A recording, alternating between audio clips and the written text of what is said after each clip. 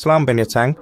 Di depan saya ada Asus VivoBook Go, dan di video ini saya akan menunjukkan cara mengatur akun Windows tanpa akun Microsoft di perangkat ini.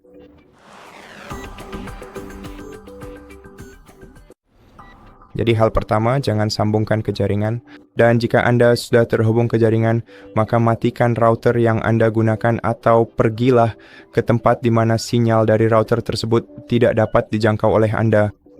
Dan kemudian, dan setelah Anda melakukan itu, lanjutkan dengan langkah-langkah berikut. Jadi pertama-tama gunakan kombinasi tombol Windows dan F10, atau mungkin Shift dan F10 kombinasi tombol Shift dan F10 untuk membuka CMD di layar Anda. Lalu di jendela CMD berikutnya, masukkan perintah $bypass nro. Jadi salin perintah ini, masukkan, dan kemudian setelah Anda siap, tekan Enter, dan tunggu sampai perangkat Anda restart.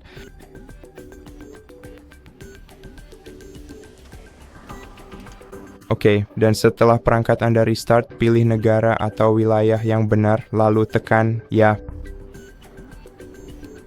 Kemudian pilih metode input keyboard, yang sesuai untuk Anda, dan klik Ya lagi. Kemudian jika Anda ingin menambahkan tata letak keyboard kedua, Anda bisa menambahkannya dengan mengklik tambah tata letak, dan untuk saat ini saya akan melewatinya. Lalu di halaman berikutnya Anda akan melihat opsi saya tidak punya internet yang terpilih. Kemudian Anda akan bisa memberi nama perangkat Anda. Jadi masukkan nama perangkat Anda di kolom berikut, lalu klik berikutnya. Kemudian Anda bisa membuat kata sandi untuk perangkat Anda, tapi Anda tidak harus menggunakan kata sandi. Jadi Anda bisa langsung klik berikutnya. Saya mau akan melakukannya, tapi jika Anda mau, Anda tentu saja bisa mengatur kata sandi untuk diri Anda sendiri.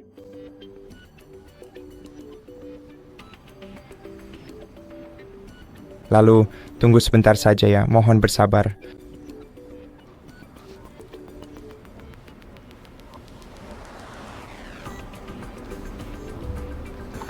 Oke, mari kita coba sekali lagi.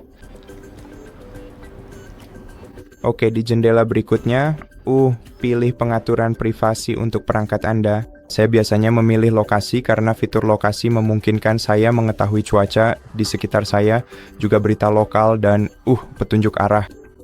Ini cukup berguna karena ini adalah laptop yang sering dibawa kemana-mana. Biasanya orang membelinya untuk digunakan di luar ruangan. Jadi fitur lokasi cukup berguna. Fitur temukan perangkat saya juga berguna karena Anda bisa dengan mudah menemukan perangkat Anda jika hilang atau dicuri.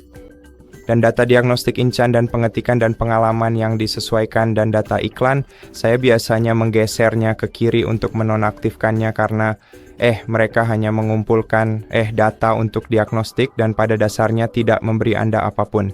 Namun jika Anda mau, Anda dapat mengetahui pengaturan mana yang lebih cocok untuk Anda dan memilih mana yang ingin Anda gunakan. Lalu klik terima. Dan setelah itu perangkat Anda akan disiapkan sepenuhnya. Jadi pada dasarnya itulah akhir dari seluruh proses penyiapan yang komprehensif ini. Kita hanya perlu menunggu dengan sabar sampai kita benar-benar melihat tampilan menu desktop yang lengkap dan siap digunakan. Dan pada titik ini penyiapan sudah selesai. Jadi terima kasih telah menonton video ini.